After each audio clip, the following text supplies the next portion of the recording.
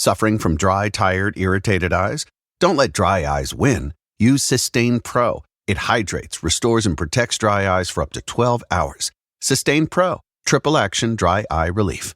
Imagine if today was the day your idea changed someone's life. Imagine if you could help someone pay for college, help your community build a new playground, or help a child make it to that dream competition. With GoFundMe, it's all possible. GoFundMe is the world's #1 fundraising platform trusted by over 190 million people. Every week, ordinary people meet their goals and do extraordinary things.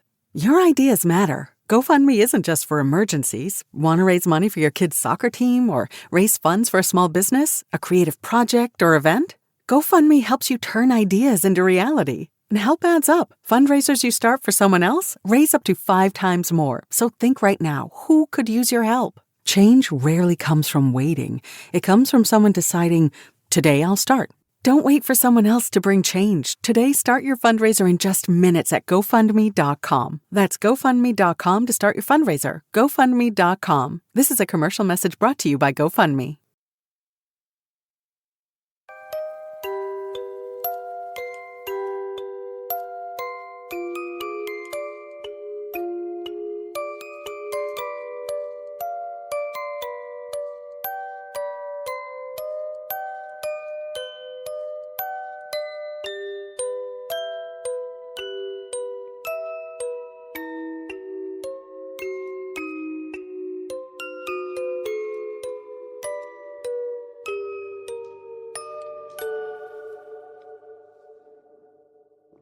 Welcome to another episode of Fringe Beyond Limits.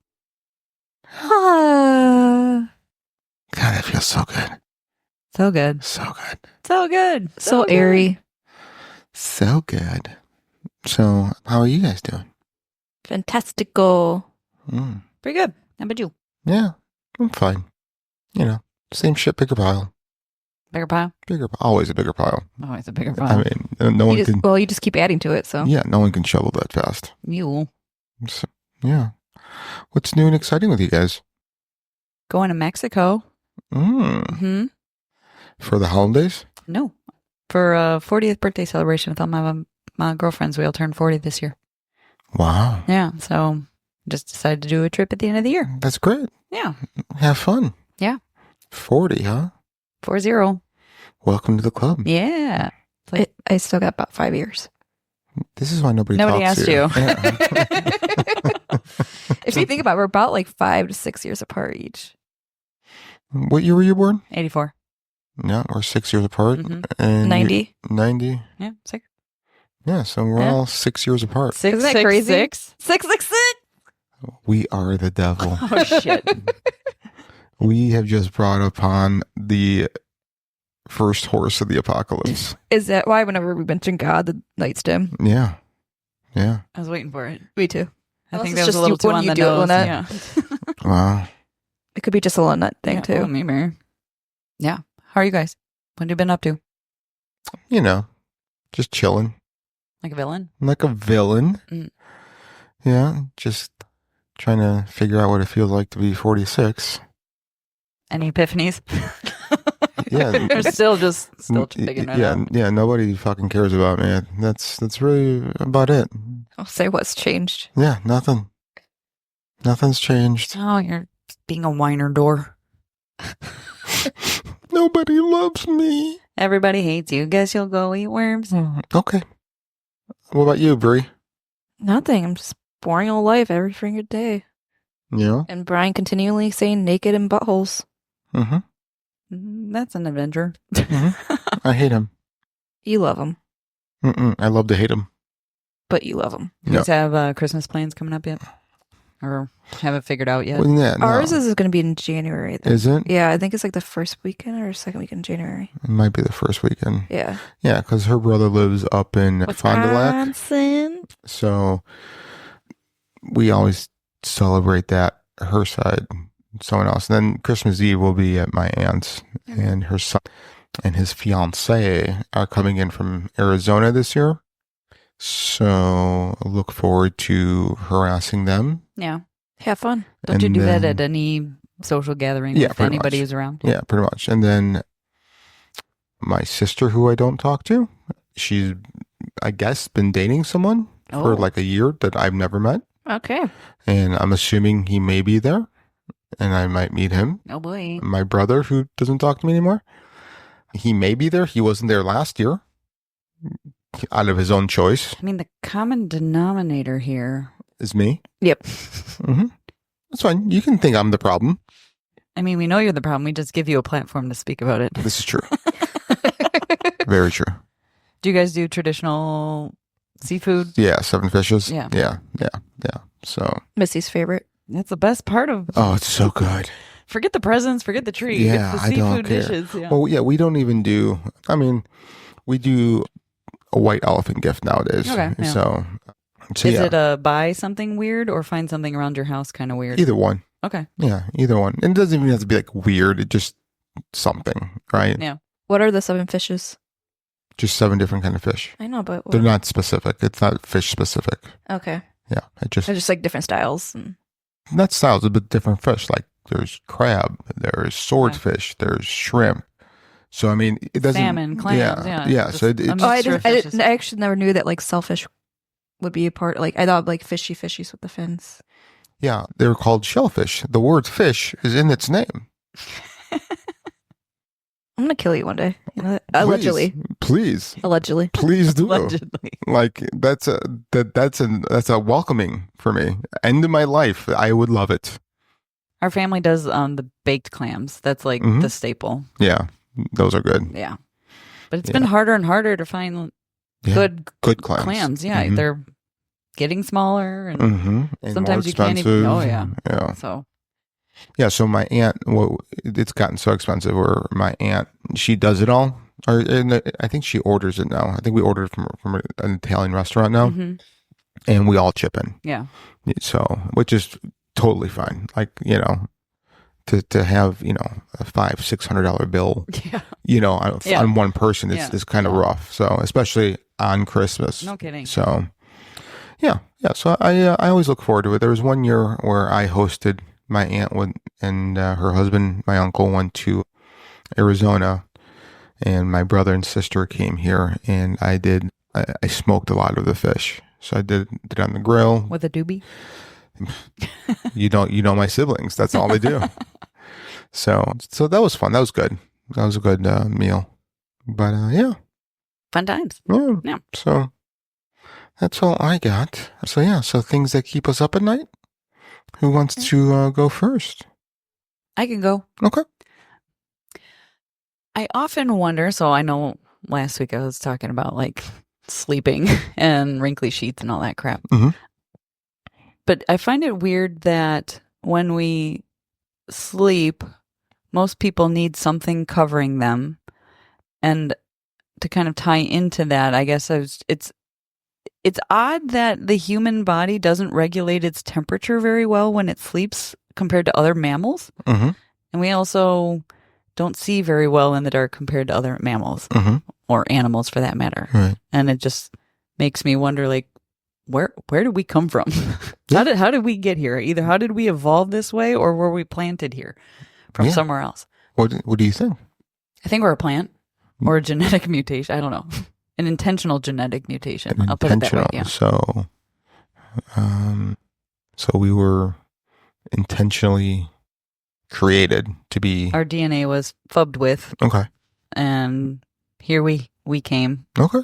and we could do some things better, but other things we did not get. Yeah. I mean, I read an article by a scientist that took that stance and just did a thought experiment about it. And he came up with the fact that if we did evolve from this planet, we didn't evolve very well because physically it doesn't match. Right. Like every single one of us will have back problems, Right. which means that we may have come from a planet that doesn't have such strong gravity. Mm-hmm. Our joints will wear out. Again, the whole gravity thing. We don't heal on our own from different bacteria and diseases where other mammals do. Like they may get cut and then their body is able to fight it off Right. on its own without medical intervention.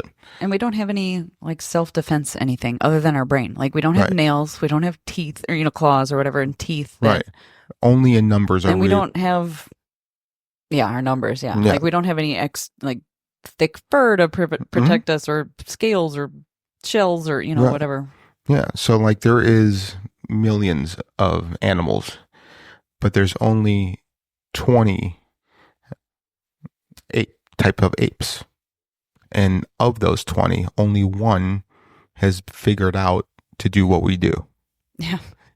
So it makes us very unique. So, maybe we did come from somewhere else. Maybe we were genetically modified by other beings. But then don't you wonder, like, if we were intentionally genetically modified, what were the other prototypes? Because we weren't model 1, right? Or maybe we were. Maybe we were, and that's the issue. That's the problem. I don't know. Yeah, I don't know. Maybe that's where unicorns, trigger for my mom. Oh. Unicorns and fairies. Yeah. Yeah. Maybe that's where Maybe fairies were one they're too small. Yeah. I But the don't know. narwhal survived. The narwhal did survive. Dude, I always thought as a kid when you see him in like cartoons, like Yeah. the old Christmas cartoons, I always thought it was a mythical creature. Like I didn't think it was real until My mom still insists they are.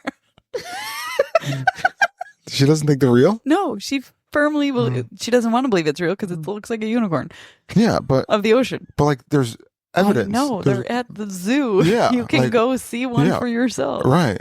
No, they're not real. Like She's taking a breeze stance. I could see it, but it's not real. I'm giving you a hard time. But I didn't see anything. you didn't see the shellfish. You didn't see the word fish. Shawl? Did you say shellfish? Yeah, it's got a little sweater. It's a shawl. Shellfish. A shellfish. It gets cold in the Arctic. It's a selfish shellfish. It's a shellfish. Shawl. All right. Yeah. Mm. Okay. You want to go next? Yeah. Okay. Why aren't there dinosaur ghosts? I'm sorry. Enunciate, please. Why aren't there dinosaur ghosts? Because they've moved on. Are we sure about that? Dinosaurs don't have souls. But there's also animal ghosts, and some people say that animals don't have souls. But not all animals have souls. But some people believe they do, and there is animal ghosts out there. Some people are stupid. I believe all animals have souls. 2/3 of this podcast is stupid. How can you say that? I don't think all animals have souls. I think there are. So the way that I distinguish in my belief, and I could be wrong, You're always wrong. Yeah. maybe, but I think an animal that is capable of unconditional love has a soul. I think that's where that comes from, is that soul. You So, prove that. well, you can see how they take care of their young. Yeah, but based on how we take care of our young or don't. It's bias. It's not biased. We for the most So a part. turtle doesn't love its kids because it I'm swims a not million saying that. miles across the ocean. I'm not saying they don't love their kids. I'm saying they don't have. I'm going to die on this hill right You now. will, and that's fine. They don't have the capability of unconditional love. You don't know that. A tree has unconditional love. It doesn't. Yes, it does. No, it does. Scientific studies have shown. No, the scientific studies have not shown they have unconditional love. Okay, pull one up. Well, humans don't have unconditional love. Yes, Wasn't we do. there like a, No, we don't. a We study hate that everything. No, someone we like don't. was able to grow plants by like singing to it or something? That's Yes. one of them. Yeah, so that's unconditional love right there. No, Oh, it's no, not. in a forest, Yeah. a mother tree can take care of its baby trees. It knows how to share nutrients with its baby trees first before giving nutrients to other trees that are not genetically related. Okay, but that's not unconditional How do you love. know? Maybe that's how a tree shows love. Probably not. I don't know how you can say otherwise. Well, go on. Like you're framing it up from a human reference. Frame it from my Human own perspective. From my own perspective, I wouldn't even call it a human. It's just from my I perspective. mean, there are some humans who are not capable of unconditional love. 100%. So do they not have souls? 100. Maybe. Hmm. Maybe. I mean, I'm not going to leave that off the table. That is a possibility. I mean, maybe that's the thing. Maybe, these evil people just don't have souls. Maybe, but maybe to answer your dinosaur question is Mhm. maybe they're more evolved spiritually that they don't need to stick around this place and they went off to Yeah. To Neverland? dinosaur Planet B. Or if they were stuck here, maybe it took them 1 million years. And since they've been dead for 400 million years, they moved on. They were able to unstick themselves. Or maybe they're at the bottom of the ocean because they can't escape. The continents moved up and the oceans they're went just down. in our gas tanks right now. No, those are shellfish. Shellfish. Shellfish. I said shellfish. You said shawl. I'm going to go back and listen to the tape and prove Roll you guys back the wrong. tape. Yeah, pretty much. Go to the tape. All right. I feel thank like you. every time we have this conversation, it keeps me up at night. Because we're always tit for tatting each other. Always. But that's what makes it fun. What kept you up? The thought of, does it really matter where we end up when we die? I think it depends on the person. Physically or spiritually? Where do you end up, where do you die? Sorry. Like, what do you mean spiritually or like, physically? are you talking going to heaven or hell, or are you talking Yeah, like I wanna be in my died in bed, a I foreign wanna be in the country? hospital. Yeah, like physically, like in the street or in a swamp or in another country. I think it depends on the person. Because there's some people that want to be right around family and in a comfort space. There's other people that just take my life away. I don't care where I'm at. So, yes.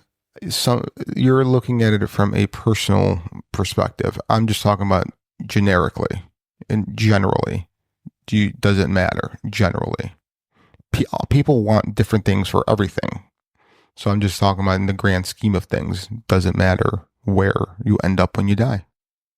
I guess I'm still trying to wrap my mind around your question. So I've already deceased. Where do you put my body? No, like where you die. Like, where you let's die. say you die right here, right now. Yeah. I'll die right here, right now, and I'll poop on this chair. Dude, that's fine. versus like going in the hospital and dying. burying Or you with the chair. I mean, Like, does it really matter? It matters to the person. I don't think it matters. In that's the what grand like I scheme of can't things. get my mind out of that like personal concept. Like I think it depends on the person. Well, it's because you don't have any more thoughts. I think you ran out of thoughts. Why do you always gang up on me? I don't gang up on anybody. I'll get a She squirt said the bottle. exact same thing I said, and you gang up on me. No, Get a squirt bottle, and every time you No, misbehave no, like a she did cat, not. She just said it depends on the person. no. She says generally, in grand scheme of things, she said, no, you said I can't get out of the way of being a personal thing. Yeah. But she was able to say generally, no. So she was able to get out of that way. You said you can't. But besides that fact, we basically said the exact same thing. No. That's not, besides one fact, that is the fact that made it different. You're just making it more complicated. I mean, do you know the words that come out of your mouth? Yeah. No one else does. oh, Frank. mom and dad are fighting. Bree. Bree. You just blew it. I just blew what? Yep. No. So, all right, well, What is your opinion on the matter? I think it kind of does. Yeah, I think it matters where one person dies. Why? Put more explanation into it. Because, how can I'm trying to think of a way to, no, I'm just trying to think of a way to verbalize my thought. I know how I feel. No, I don't. Because I think it matters, because I think it lives on to like the kind of life you lived, the choices you made, that you ended up in a certain area and place when you finally leave the mortal coil, So, I mean, if I died in prison, I was probably a bad person. If I died old, if I was surrounded by my family, I may have had a lot of love. I may have made some better decisions than others. If I died in an accident, I was just unfortunate. So I think it does matter where you finally die.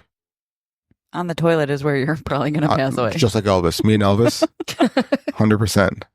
I think my great grandpa passed away on the toilet. Well, you know what? A lot of great men passed away on toilets. Eat more fiber, guys. Me just straining. You need to stop straining. Cause Just- yourself a heart attack. Actually, it'd be an aneurysm. Whatever. I'm just saying. Because all that pressure you're pushing. Yeah, but what if it... Never mind. I'm No. not even going to ask the question. No, ask it. Maybe it's a workout. I don't know. It might be. It might be. Just working that sphincter. Yeah. Get the heart pumping and... Yeah. Yeah. All right. So, All right. I think we lost a couple listeners there. So what are we talking about today, guys? Exactly what this conversation feels like right now. Torture devices in American prisons. Ooh.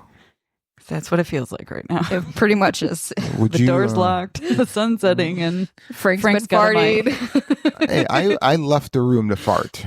For like 3 minutes straight fart. It really was. It felt so good. It didn't sound like you shit it yourself. Yeah, well, you know what? There's only one way to find out. I don't want to know. All right. I'll send you guys pictures later. Ew. All right. So prison torture devices. In the shadows of the American prison system lies a chilling reality that often goes unnoticed. A collection of torture devices and punitive practices that have sparked outrage and debate. From the infamous solitary confinement units dubbed the Hole to the harrowing restraint chairs, electroshock devices, and chemical agents, these methods paint a grim picture of how society sought to control its most challenging individuals. It's a tale straight out of the dark novel where the lines between justice and cruelty blur and the fight for humanity plays out behind cold bars and concrete walls.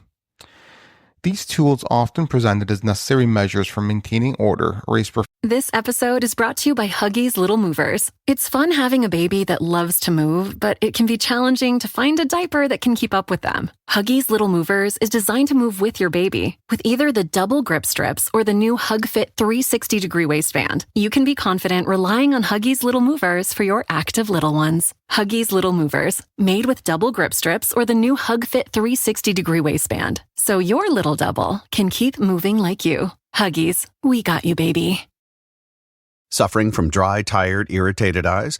Don't let dry eyes win. Use Sustain Pro. It hydrates, restores, and protects dry eyes for up to 12 hours. Sustain Pro. Triple action dry eye relief. on questions about the morality of punishment and rehabilitation. Do they serve as a deterrent, or do they merely perpetuate a cycle of suffering and despair? As prison reform advocates and human rights defenders shine a light on these practices, we are invited to confront the uncomfortable truth. How do we balance the need for safety with the obligation to treat every person with dignity?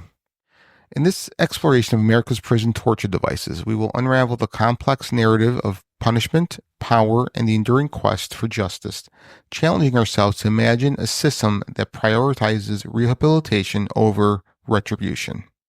While torture devices are often associated with medieval Europe, various methods were used throughout American history, particularly during the colonial era and the early years of the United States. The following are some of the known torture devices that were used in America's dark past. The Tucker telephone. The first device was the Tucker telephone. This notorious torture device used in some American prisons, notably in the Tucker State Prison Farm in Arkansas during the 1960s.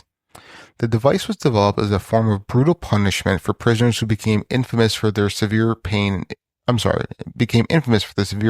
inflicted. The Tucker telephone was ingeniously yet horrifically crafted from a modified crank telephone. The phone's electrical generator, usually used to create a current for making calls, was repurposed to administer electroshocks to the human body. The phone's generator was connected with two wires. One wire was attached to the victim's toe and the other to their genitals. A prison guard, often referred to as the telephone operator, real weird. This is just twisted. Right? He would turn the crank, generating an electric shock. Ouch. Like, who the fuck thinks of that? Fucking fucked up people. Somebody was drunk one day and he's like, oh, this phone zapped me. I can use this to torture people. Yeah, Crank that handle. pretty much. Crank it. Yeah. Do you think that's why, cranking one out is now called that? God. The intensity and duration of the shock could be controlled by cranking the handle faster or longer. That's what she said. The term long-distance call was used to describe particularly severe shocks that were prolonged and intense. The device was used as a form of punishment or to extract confessions from prisoners. The electrical shocks caused excruciating pain and could lead to serious physical and psychological damage. Reports of its use led to widespread condemnation and eventually contributed to investigations into the inhumane treatment of prisoners in the United States. The practice of using the Tucker telephone was eventually halted after public exposure and subsequent prison reforms, but its memory remains as a symbol to the extreme abuse and cruelty inflicted in some parts of the prison system. I feel like you would try it out just to see. Like as a kink? Yeah. I think they Put sell it it on on your nipples. display somewhere too, so you can like try to like sneak in there and try it out. Listen, so I put up with a lot of pain in everyday life. Like I have my shoulder, my back, my knee. Like I don't remember what it's like to not wake up with pain. When it comes to sex or pleasure, as soon as I feel pain, Stanley goes away. Stuttering Stanley? He turns into Stuttering Stanley? No, it's just like the power drill, Stanley, power drills. That's why I call him Stanley. So yeah, so he goes back to bed. Yeah, he's done for the night. Yeah. If there's any pain ever associated with those activities, so I had to stop cranking it out with sandpaper. Sandpaper. I mean, it just hurts so good. Okay, Bruce. All right, pretty much. All right, another device used was the hitching post.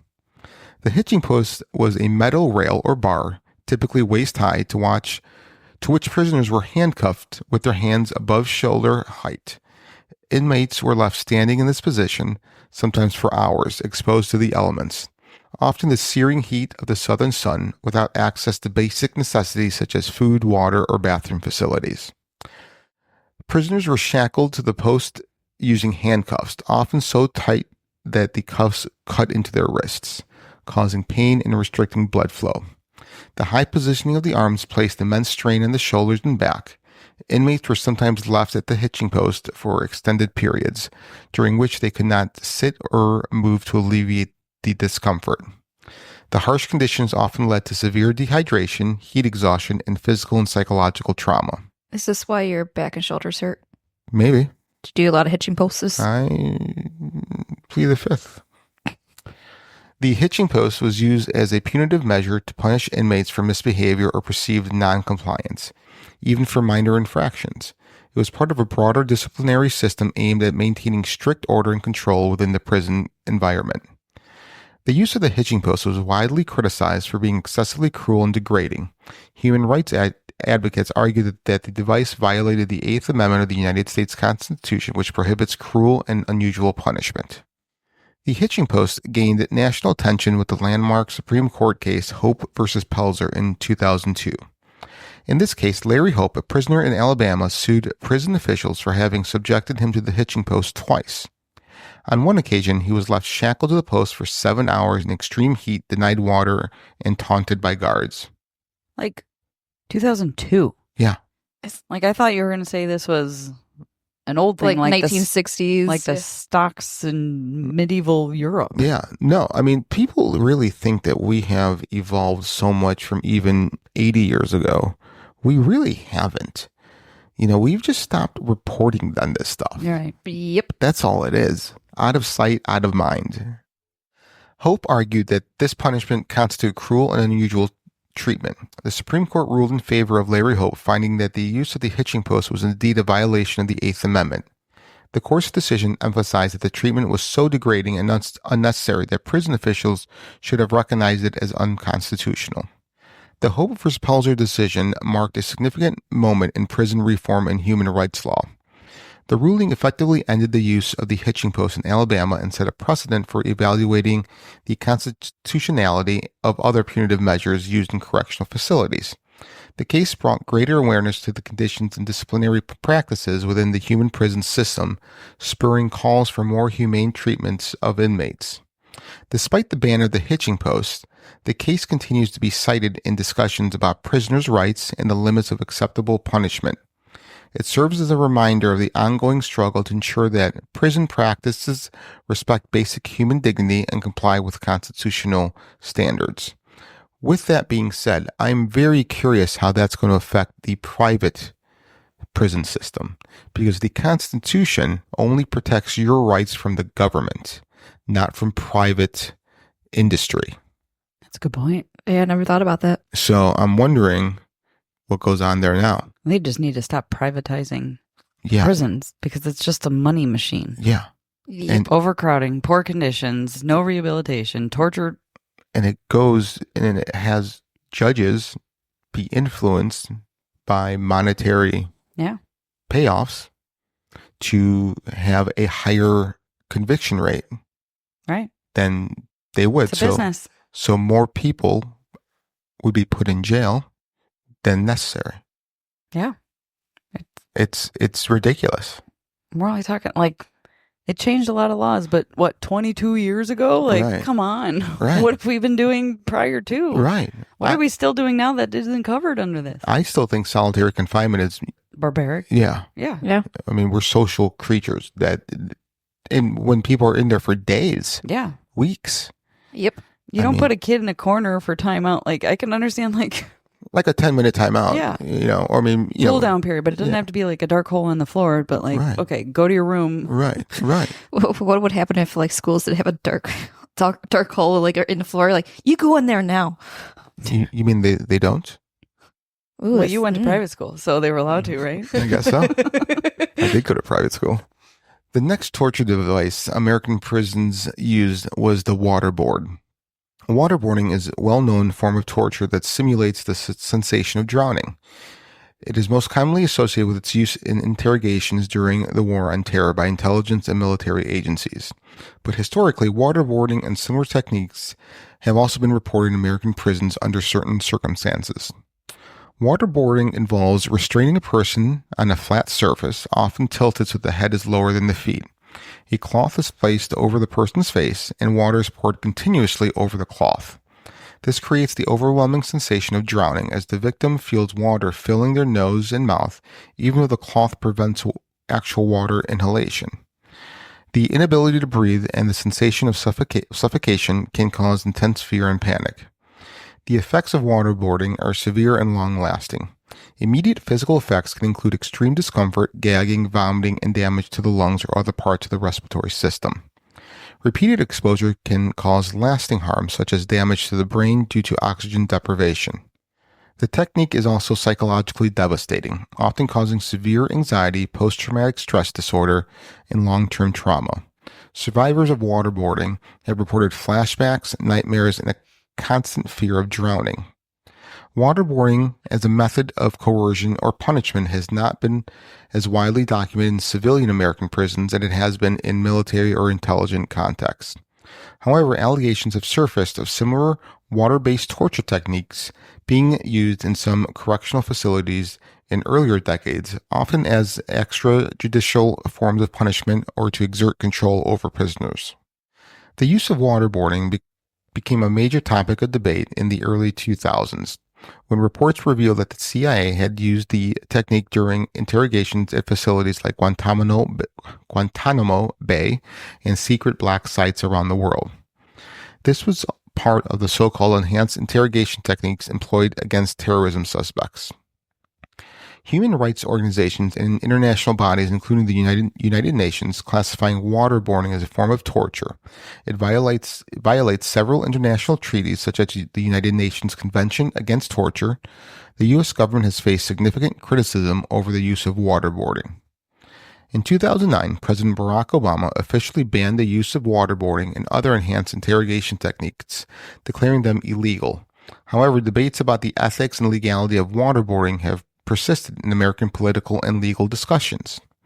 While waterboarding specifically is more commonly linked with intelligence agencies rather than standard prison practices, the broader use of water-based torture or similar mistreatment methods has sometimes occurred in prison settings. In these cases, prisoners have reported being subjected to humiliating and painful water-related punishments, such as being doused with high-pressure hoses or forcibly submerged in water as part of the disciplinary measures. These actions have also raised concerns about human rights abuses. Reports of past mistreatment and the legacy of techniques like waterboarding have prompted ongoing efforts to improve the oversight and regulation of interrogation and punishment practices in the U.S. justice system. The use of torture, both domestically and abroad, remains a significant issue for human rights advocates. Public awareness of the effects of waterboarding and similar techniques has increased partly due to depictions in media and investigative journalism. Efforts to educate people about the reality of torture aim to prevent future use and promote the humane treatment of all individuals, including prisoners. Like, here's the thing. I don't care what kind of criminal you are. Whatever the justice system sentenced you to, that's what you deserve. This, you don't deserve. And anybody that is for waterboarding, I'll just use that as the example, I think should be waterboarded first and then see if their opinions changed or not. I think if you want to do something like that, you should go through it first and see what it feels like. And if you think it's still okay, you know what? That's fine. So basically, like, if I'm getting what you're saying, it's like they're using this as they're putting the law in their own hands instead of letting the law do what they're supposed to be doing. Correct. Well, also just punishing people in general. So, I mean, if you're in jail and you fucking throw your crap at a guard or whatever, I mean, that happens all the time. Or you somehow piss them off by just looking at them. Yeah. I mean, whatever the case is, I mean, we're still human beings, right? I mean, like, I get that if somebody ever killed somebody I cared about, I would want to murder them on the spot and torture them.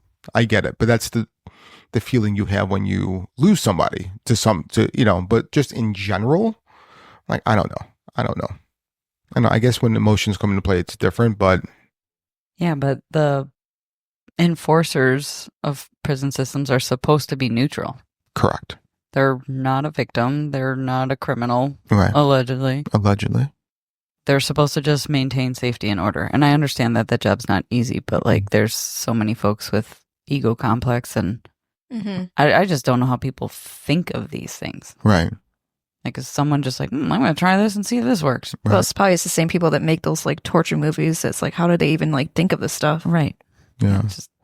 Yeah. And so my dad was an officer for a while. And so I 100% appreciate police officers and security people and all that. But when you take the law into your own hands and you feel, that you're always in danger, I get that. I understand why you would, but it's your choice to do that job.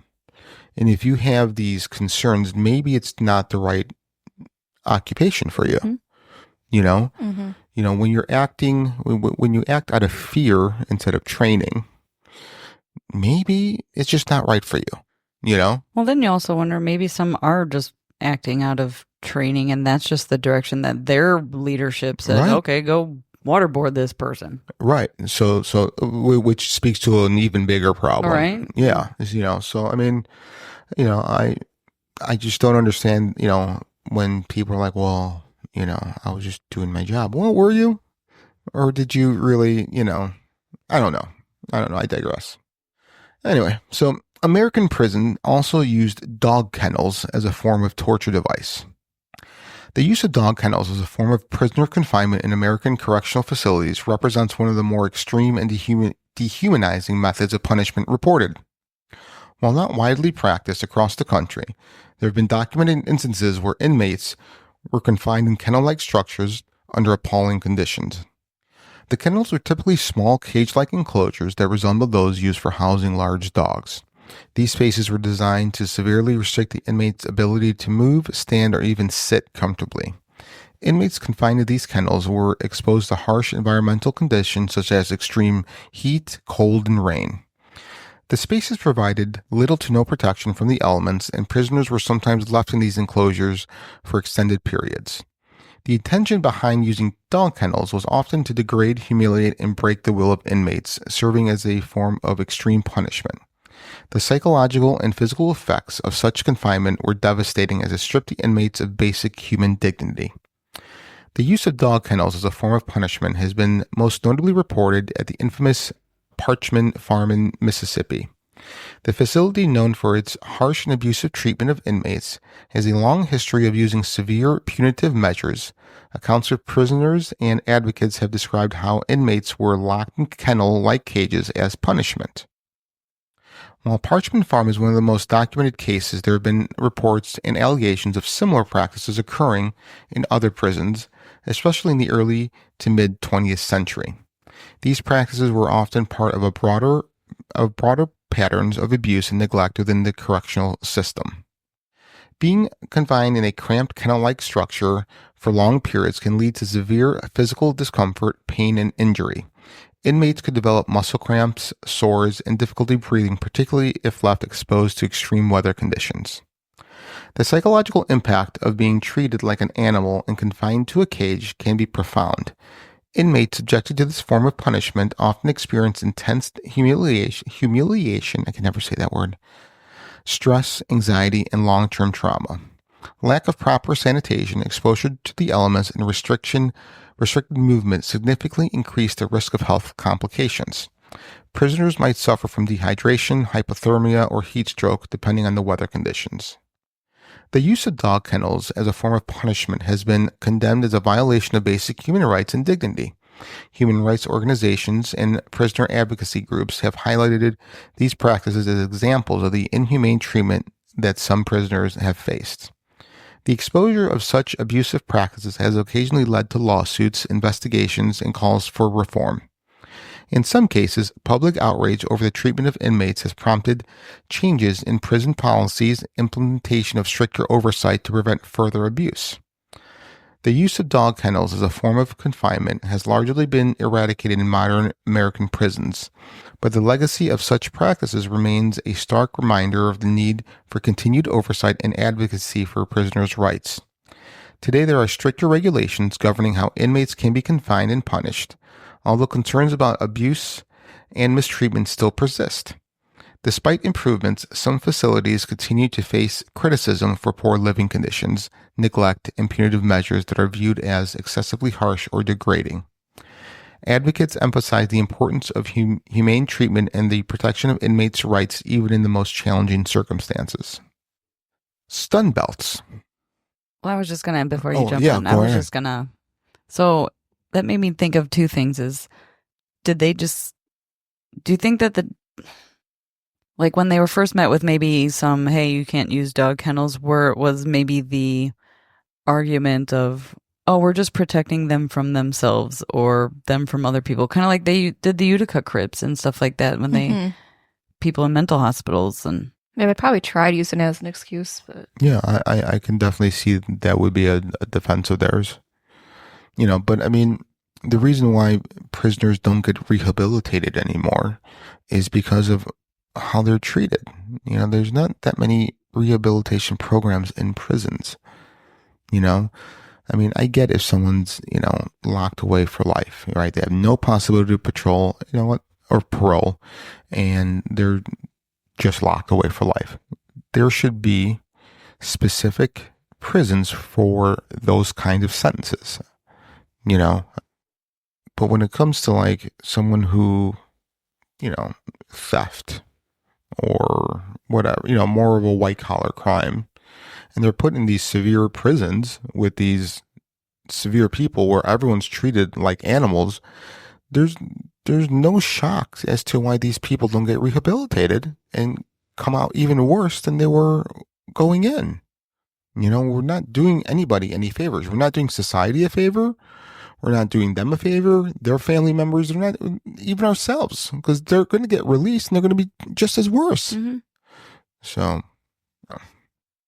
stun belts were introduced in the early 1990s and were primarily used in the United States. They were designed to be worn around the waist and could be remotely activated by law enforcement or correctional officers to deliver an electric shock. Jesus. The intended purpose was to control unruly or potentially dangerous individuals, particularly in prison settings and during court appearances. While the use of stun belts has declined in recent years, they have not been entirely abolished. Some jurisdictions still use them, but their application is now more tightly regulated and often limited to specific circumstances. There have been numerous controversies surrounding the use of stun belts, with critics arguing that they constitute cruel and unusual punishment and could lead to serious injuries. Human rights organizations have called for a ban on their use, highlighting concerns about their potential for abuse and the risk of accidental activation. As a result of these concerns and increased public awareness, many jurisdictions have implemented stricter guidelines for the use of stun belts. These guidelines often require that their use be authorized by a supervisor, documented, and subject to review. Additionally, there are efforts to develop alternative methods of restraint that are less harmful and more humane. Thankfully, those are all in the past, or at least that we know of. Unfortunately, there are some torture devices that are still being used today. That's crazy. I mean, we put our dogs in cages and we put shock collars on our dogs. Maybe they don't like it either. Shock collar is actually static shock, not electric shock, though. Still, they don't like it. There's some dogs that like it, actually, unfortunately. Dogs got kinks? So, no. I guess so. Dogs like kennels because it comes from like the ancestry, like the dens, because they're small. So a lot of dogs like that. And there's some dogs that will go right through those static shocks and don't even feel it. They don't care. I know. Yeah. But still. Well, even like a pincher collar doesn't hurt them. You know that, right? Unless it's been used the wrong way. Oh, if it's used wrong. But if it's used correctly, it doesn't hurt them. Like I had a dog trainer put one around his thigh. And he looks at me and goes, pull. And I'm like, yeah, I'm not sure you know how strong I am. I'm pretty strong.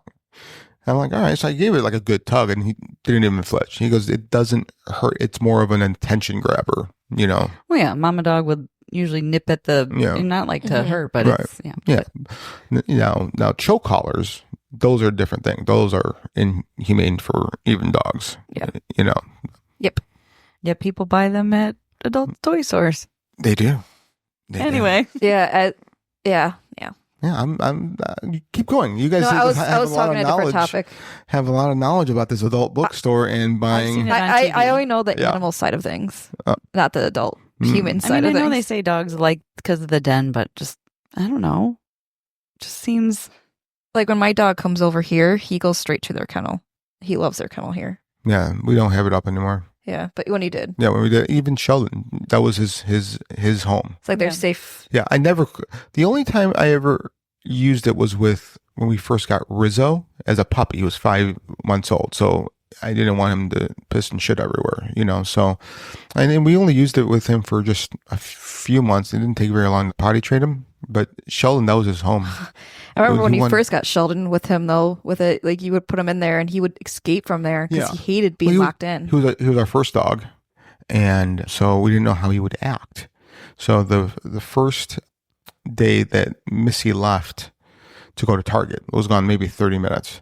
And she's like, all right, go in there, and locks him. And she comes out and he's out. Houdini. Yeah.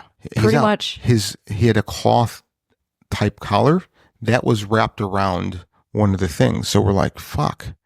Yeah, you're not supposed to have a collar on a dog in a cage. That's Again, really dangerous. our first dog. Yeah. We didn't know that. And then the next time he got put in there when we left, he was able to fuss with the wall enough to where the clips came undone and it collapsed and he was out when we came home. Little Jack in the Box. Dude, he's an escape artist. Well, he would hop your fence and stuff. Oh, yeah. When he had his first knee surgery and we decided to keep him for the first 2 weeks at the vet, and I would visit him every night. And the reason why is because that was the most important time. So with having Rizzo, I'm like, there's no way we can keep him still. Mm-hmm. So I told the vet, I go, listen, he will escape from your kennel. And they're like, no one that. I'm like, I'm telling you, he's going to. And they're like, no. After the third day, they came in the next morning and he was in the runway. He was able to finagle with the lock, get it unclipped, and he was just in the door, laying down, going back and forth all night long. And they're like, you were right. I go, I know. Sensors didn't go off. Yeah, I was like, Jesus. I'm like, my dog is an escape artist. Yep. So, all right. One torture device that is still being used is the restraint chair. This chair is a device used in various correctional facilities across the United States to immobilize inmates, particularly those who are deemed violent, uncontrollable, or a danger to themselves or others. While intended for safety and control, the use of restraint chairs has raised significant ethical, legal, and health concerns due to the potential for abuse and the serious consequences of prolonged confinement in such devices. The restraint chair is a sturdy chair equipped with straps and restraints that secure the inmate's arms, legs, and torso. The chair is typically made of metal or heavy-duty plastic, designed to prevent escape and ensure the inmate remains in a fixed position. Straps are used to secure the inmate's wrists, ankles, and chest. In some cases, a strap is placed over the face or head to prevent movement. The design can vary, but the primary purpose is to limit the inmate's ability to move freely. The primary intention behind using a restraint chair is to control inmates who pose an immediate threat to themselves or staff, particularly during violent outbursts or self-harm incidents. It is often employed in response to aggressive behavior or attempts at escape. In some instances, prison staff may argue that using a restraint chair is necessary to protect the inmate from injury during a confrontation or to prevent self-harm. Prolonged use of the restraint chair can lead to serious physical health problems. Inmates may suffer from muscle atrophy, nerve damage, pressure sores, and circulation issues, particularly if restrained for extended periods without breaks. The psychological impact of being restrained in such a manner can be severe. Inmates may experience increased anxiety, panic, and trauma. Some individuals may develop post-traumatic stress disorder as a result of all their experiences in a restraint chair. There have been numerous reports of restraint chairs being used excessively or inappropriately. In some cases, inmates have been restrained for hours or days without sufficient cause, raising concerns about the abuse of power by correctional staff. Days? I know, that's ridiculous. Crazy. Like, you're telling me that he's a danger to himself and others for days? And that's your solution. Right. Reports of staff using restraint chairs as punishment rather than a safety measure have also surfaced. The use of restraint chairs can raise legal questions related to the Eighth Amendment of the U.S. Constitution, which prohibits cruel and unusual punishment. Courts have ruled in cases involving excessive use of force and mistreatment in prisons, often highlighting the need for proper guidelines and oversight concerning the use of restraint devices. Various human rights organizations have called for a reevaluation of the practices surrounding the use of restraint chairs. They advocate for policies that prioritize the humane treatment of inmates and provide alternative methods for managing behavior. This episode is brought to you by Huggies Little Movers. It's fun having a baby that loves to move, but it can be challenging to find a diaper that can keep up with them. Huggies Little Movers is designed to move with your baby. With either the double grip strips or the new HugFit 360-degree waistband, you can be confident relying on Huggies Little Movers for your active little ones. Huggies Little Movers, made with double grip strips or the new HugFit 360-degree waistband, so your little double can keep moving like you. Huggies, we got you, baby. Suffering from dry, tired, irritated eyes? Don't let dry eyes win. Use Sustain Pro. It hydrates, restores, and protects dry eyes for up to 12 hours. Sustain Pro. Triple action dry eye relief. Without resorting to extreme measures. Many correctional facilities are beginning to adopt training programs aimed at teaching staff nonviolent de-escalation techniques to manage inmates' behavior. By focusing on communication and conflict resolution, facilities can potentially reduce the need for physical restraints. Providing better mental health care and support for inmates can help address underlying issues that may lead to aggressive behavior. Improved access to counseling and psychiatric services can mitigate the risk of violent incidences and reduce reliance on restraint measures. While the use of restraint chairs is still permitted in many facilities, there is increasing scrutiny and push for regulations that limit their use.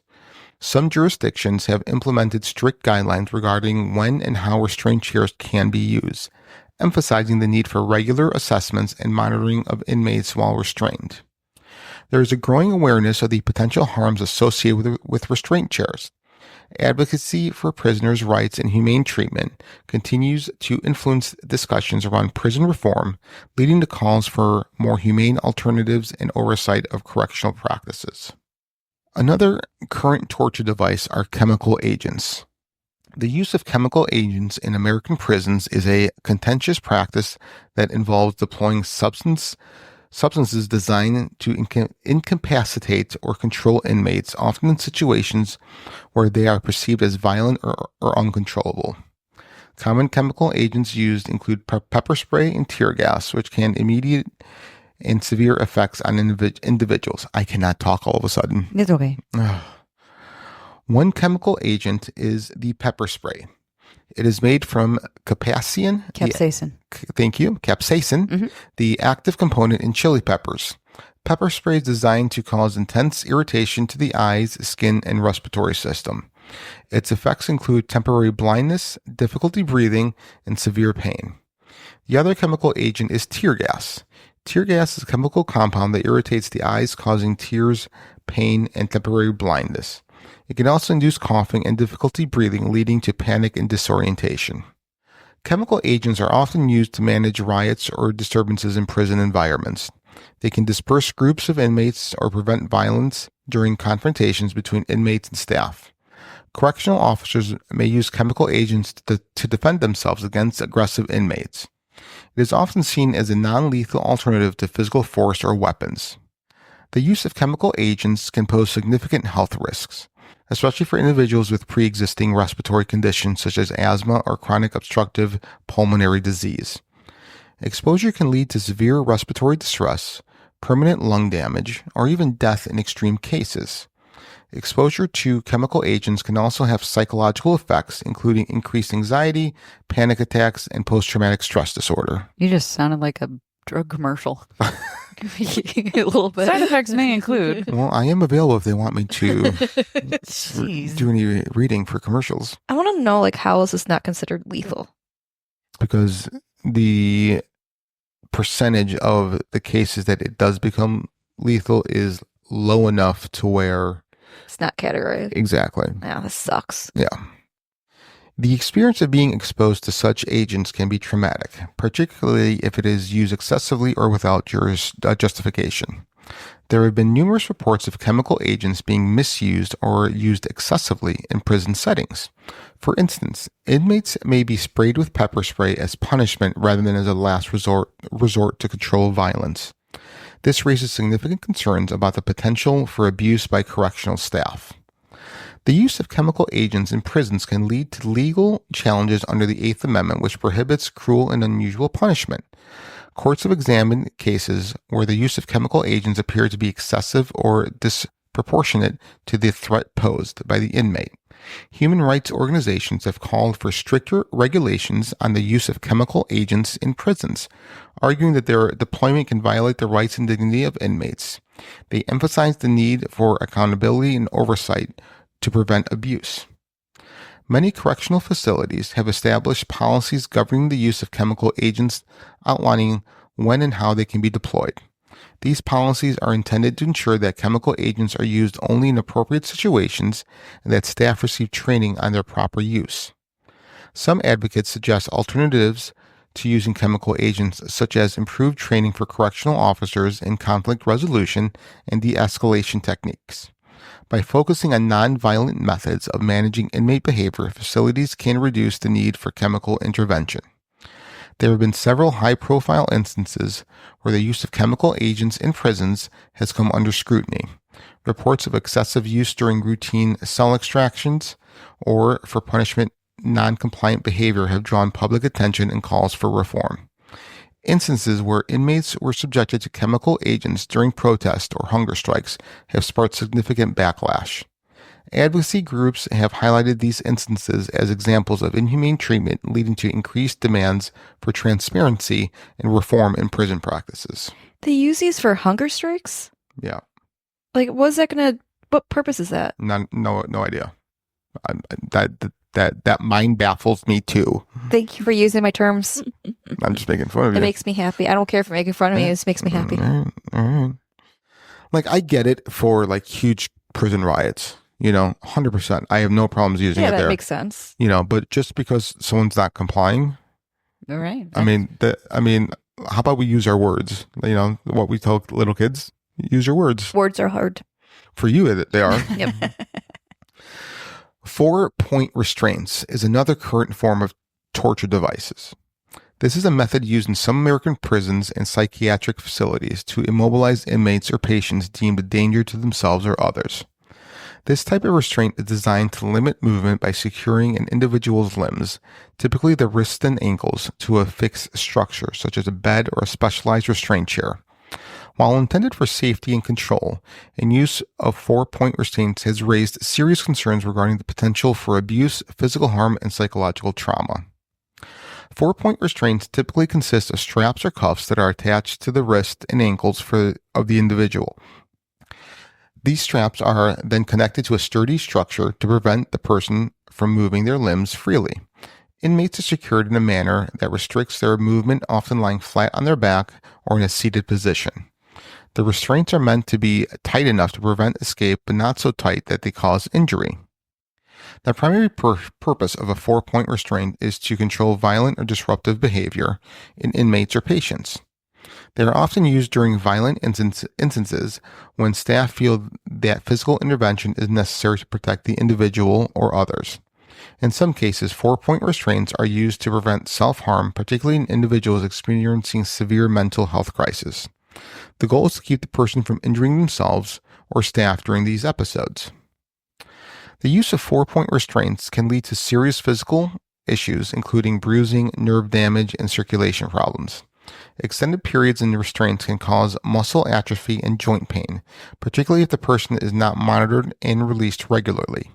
The psychological impact of being restrained can be profound. Inmates may experience feelings of humiliation, anxiety, and panic.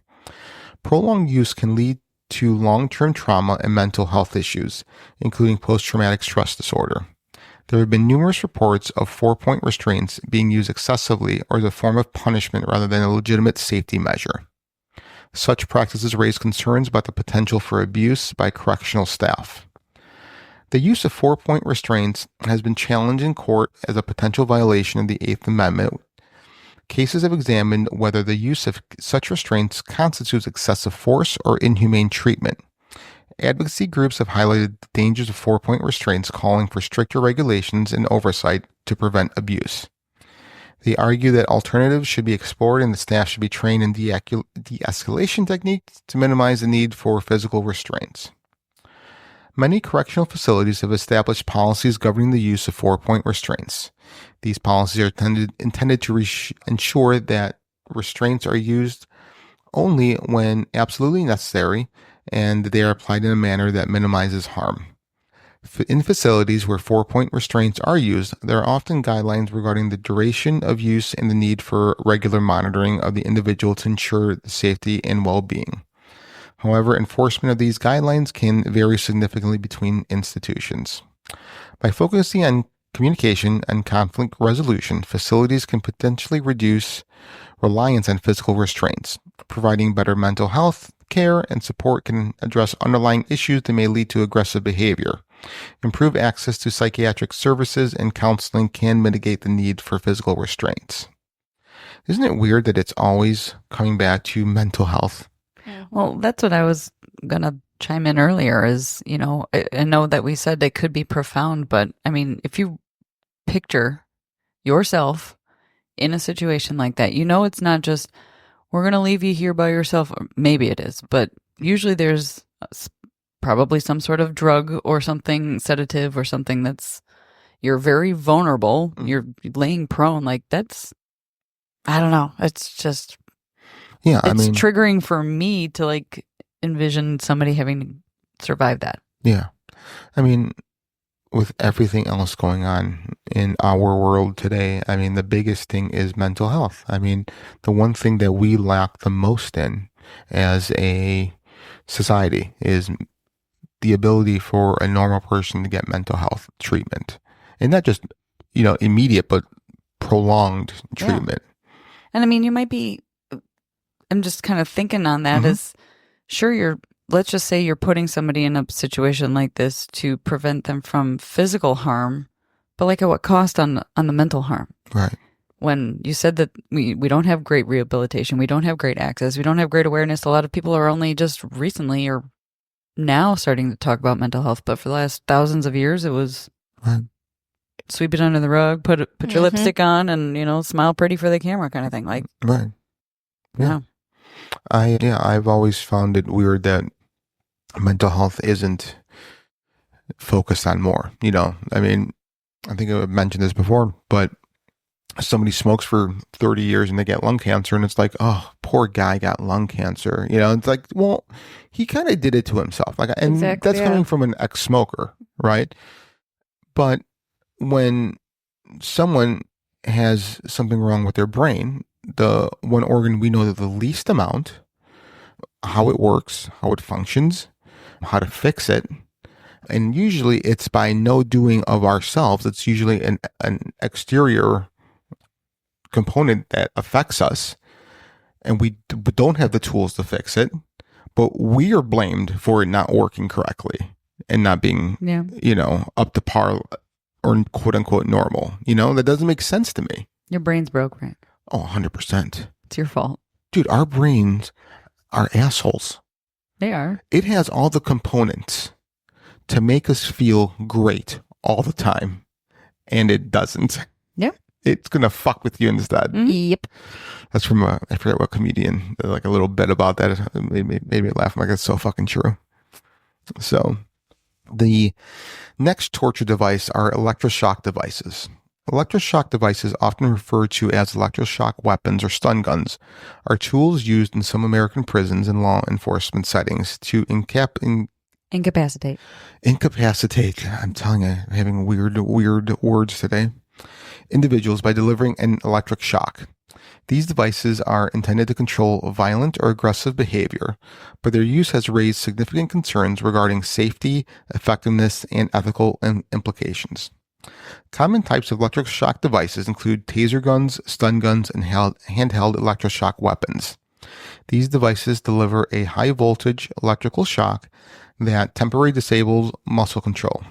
Tasers typically shoot two darts that are connected to the device by wires, delivering an electric current over a distance. Stun guns, on the other hand, require direct contact to deliver a shock. The primary purpose of electroshock devices is to incapacitate individuals who pose an immediate threat to themselves or others. They are often used in situations where officers believe physical restraint would be dangerous or insufficient. Advocates of electroshock devices argue that they provide non-lethal option for law enforcement and prison personnel to control aggressive behavior, reducing the risk of serious injury or death compared to traditional weapons. The use of electroshock devices can pose serious health risks, particularly for individuals with pre-existing medical conditions such as a heart problem. There have been cases where the use of tasers has resulted in cardiac arrest or other serious injuries. The experience of being shocked can also lead to significant psychological effects. Victims may experience trauma, anxiety, and fear, particularly if they have prior experiences of violence or abuse. There have been reports of electroshock devices being used excessively or inappropriately, including cases where individuals were shocked for noncompliance or in situations that did not warrant such force. This raises concerns about potential abuse by correctional staff and law enforcement. The use of these devices has been challenged in courts and a potential violation of the Eighth Amendment. Legal cases have examined whether the deployment of such devices constitute excessive force. Various human rights organizations have called for stricter regulations on the use of electroshock devices in prisons and law enforcement. They argue the potential for abuse and the risk of individuals' health necessitate for a reevaluation for their use. Many correctional facilities have established guidelines regarding the use of electroshock devices, outlining when and how they can be deployed. Policies are intended to ensure that devices are used only when necessary and in accordance with established protocols. Staff in facilities that utilize electroshock devices often undergo training on their proper use, including how to assess situations where their use may be warranted. However, the quality and extent of training can vary between institutions. Improving access to mental health services for inmates can help address underlying issues that may lead to aggressive behavior. Providing appropriate care can mitigate the risk of violence and reduce reliance on electroshock devices. Bzzz. Lastly, a torture... The Mac Daddy. The Mac Daddy. Lastly, a torture device... The Mac Daddy? Thank you. I was like, oh, you're waiting on me. Has been used in both in past and present, is called the whole or solitary confinement. This is a form of imprisonment in which an inmate is isolated from the general prison population. This practice has been used in various American prisons and is often employed as a disciplinary measure or a means of controlling violent or disruptive behavior. While solitary confinement can serve certain purposes within the correctional system, it raises significant ethical, psychological, and health concerns. Inmates placed in solitary confinement are typically confined to a small cell for 23 hours a day, with minimal human interaction and limited access to outside activities, education, or rehabilitation programs. Cells used for solitary confinement often lack basic amenities. They may be sparsely furnished, and the lighting can be harsh or inadequate. Inmates are frequently denied access to personal items such as books or writing materials, and are typically monitored through a small window or camera. Solitary confinement is often used as a punishment for violations of prison rules such as assault, escape attempts, or drug possession. It is seen as a way to maintain order within the facility. In some cases, solitary confinement is employed to protect inmates or staff from individuals who are deemed dangerous or unpredictable. This can include those with violent histories or serious mental health issues. Prolonged solitary confinement has been linked to severe psychological harm. Studies have shown that isolation can lead to anxiety, depression, hallucination, and other mental health issues. The lack of social interaction and sensory stimulation can exacerbate these conditions. Inmates in solitary confinement often face health risks due to inadequate medical care and the stress of isolation. Conditions such as high blood pressure, cardiovascular issues, and weight loss can develop as a result of prolonged confinement. Research suggests that inmates who spend significant time in solitary confinement may struggle to reintegrate into the general population upon release. The experience can exacerbate existing mental health issues and make it more challenging for individuals to adapt to life outside of prison. The use of solitary confinement has raised legal questions related to the Eighth Amendment. Courts have examined cases where prolonged isolation is deemed excessively punitive or detrimental to an inmate's health. Various human rights organizations advocate against the use of solitary confinement, particularly for vulnerable populations such as juveniles, individuals with mental health conditions, and those serving long sentences. They argue that isolation can constitute torture and call for reform to eliminate or significantly reduce its use. Some jurisdictions have begun to reevaluate the use of solitary confinement and are implementing policies aimed at reducing its prevalence. This includes establishing guidelines for the appropriate duration and conditions of confinement. This is a growing emphasis on finding alternatives to solitary confinement. Many facilities are exploring behavior management programs, mediation, and restorative justice approaches that aim to address issues without resorting to isolation. The practice of solitary confinement has come under increasing scrutiny from the public, advocacy groups, and lawmakers. Documentaries, books, and news reports have highlighted the negative effects of isolation on inmates, leading to calls for reform. Some states have passed legislation aiming at limiting the use of solitary confinement, particularly for juveniles and individuals with mental health issues. These reforms aim to promote more humane treatment of inmates and reduce reliance on isolation as a disciplinary measure. So I've wondered how I would react. This is maybe some thoughts that keep me up at night. So I've wondered how I would respond to solitary confinement. We can test that. You have a hole in the basement? Yeah. I feel like it was solitary confinement. It's similar to during COVID when everyone was stuck in their house. I mean, being stuck in an office, working from home, in a tiny little room in my house for long periods of time, started going crazy because after that, it was still same spot. Couldn't really escape it. Yeah, I mean, there are definitely some similar. similarities. Yeah. I feel like I thrived.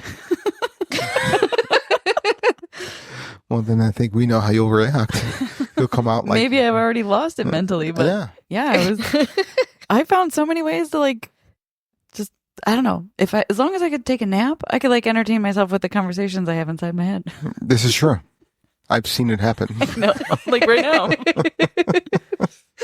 Yeah, I still went to work, so I. So it's like some people have the college experience, others had the COVID experience, Yeah. and you did Yeah. have the COVID experience. Yeah, I had. You the had open option. highways. It was so great. You could probably make it to work in like 20 minutes. Oh yeah, it was so awesome. The first like 5 months I was out of the office, and then they made me come back in the office. Yeah, they gave me a choice to stay home or go into work, and I knew Missy was working from home, so I'm like, yeah, no, I'm coming into work. I can't stay with her for 24 hours. I would murder her or myself. Yeah, I mean, I know the feeling. Hmm. when JT worked from home, it wasn't bad, but he was so loud. He took all of his conference calls on speaker, Hmm. and they would just reverberate through the whole house. Yeah, that was Missy. Oh, yeah. Yeah, There's people in my office right now that do that. yeah. No, in the office? Yes. Ew. Oh, jeez. Come on. It's like, do you guys know what Boomer. headphones are for? I would smack him. So, as we draw the curtains on this unsettling exploration of American prison torture devices, it becomes clear that the battle between control and compassion is far from over. These instruments of punishing, be it in the isolation of solitary confinement, the jarring shock of electroshock devices, or the cold embrace of restraint chairs, serve as stark reminders of the lengths society will go to impose order. Yet, amidst the darkness, a flicker of hope emerges as advocates and reformers push back against these antiquated practices, advocating for a system that prioritizes humanity over cruelty. So, What documentary was I? There was a documentary. It was about like the prison systems, but it was like European ones and like different countries. And like the ones like I remember in Europe, like they're very like nice and organized. They have like this whole like rehab thing for them. mhm, People that come in during murder come out like better than they were. mhm. And then you got us, and there's way worse than us too. Like I know in some like in like other like I would say it's like South America. Like I think, but Oh, South America and Asian. Siberia. Yeah. Yeah. Yeah. Asia. Yeah. Yeah. Yeah. Yeah. Yeah. Yeah, but also, I mean, that's also why in Europe, most police officers don't even carry a gun. Like Yeah. they don't need to. They're not as violent because in my opinion, they have these actual reform programs and rehabilitate people back to a healthy state. So why are we so broken? Like, what are we doing to A, create the criminal, B, we obviously know what they're not doing to help the criminal, and it doesn't even have to be criminal. Like, why are we all because so- we stupid Americans. It's because we, in my opinion, and this could even be considered a conspiracy, we as a society and even as a government want workers. We don't want free thinking individuals. So, for example, take school. What is the worst thing you can do in school? The two worst things is be late and question authority. Mhm. Which, as an employee, what are the two things? Is be late and question authority. So we're interested in creating workers. And in order to do that, we have to pit each other against each other. Mm-hmm. And we have to compete, have the lower middle class compete against each other. The upper class controls everything, and they take the middle class and trick them into blaming the lower class into why there's so many issues like violence and crime. What do you mean? So the propaganda that's distributed says, well, you could pick yourself up by your own bootstraps. Everyone else does. No. Yeah, just gaslighting. Right. Yep. So the reason there's crime, the reason why prices are going up is because of the lower class and how they live. They're the ones that are perpetuating the issues that we see. We're the good guys. We're trying to help, which, if you open your eyes, is not the case. It makes no sense why there is middle class people advocating to have billionaires not be taxed more. Just my opinion. You know? Mm-hmm. I don't know. Go ahead. I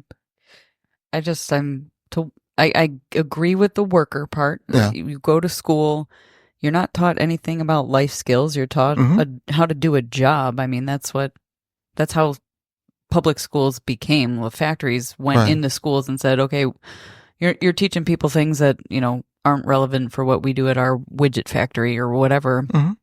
Teach them X, Y, and Z. And then now I have a steady stream of employees coming in and retiring out and coming in and retiring out. Mm-hmm.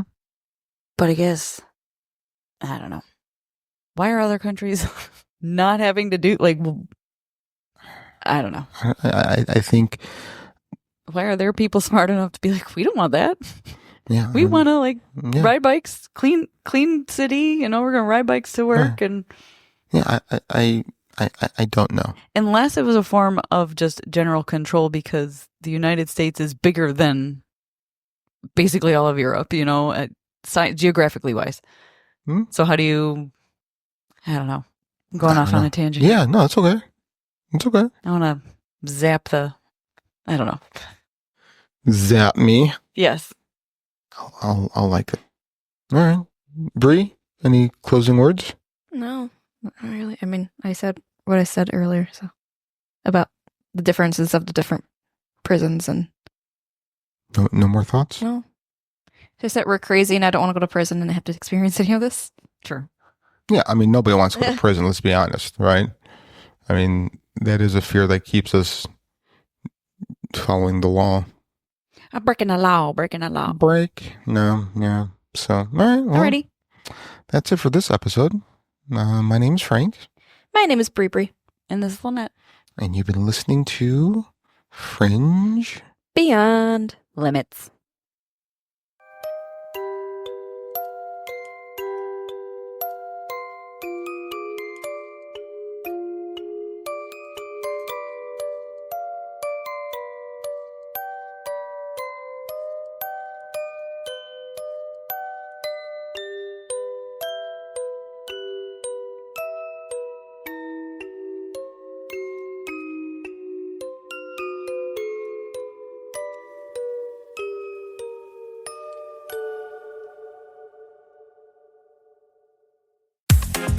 It's not rocket science. Grayscale has been educating investors on crypto for over a decade. Grayscale. Invest in your share of the future. Investing involves risk and possible loss of principal. Visit grayscale.com for more information. Bubba Wallace here with Tyler Reddick. You know what's more nerve-wracking than waiting for qualifying results? Waiting for the green flag to drop. Instead of pacing, you rev up with Chumba Casino's weekly new releases. It's like a fresh set of tires for your brain. Play for free at ChumbaCasino.com. Let's Chumba. No purchase necessary. VGW Group. Void where prohibited by law. See T&Cs. 21 plus. Sponsored by Chumba Casino.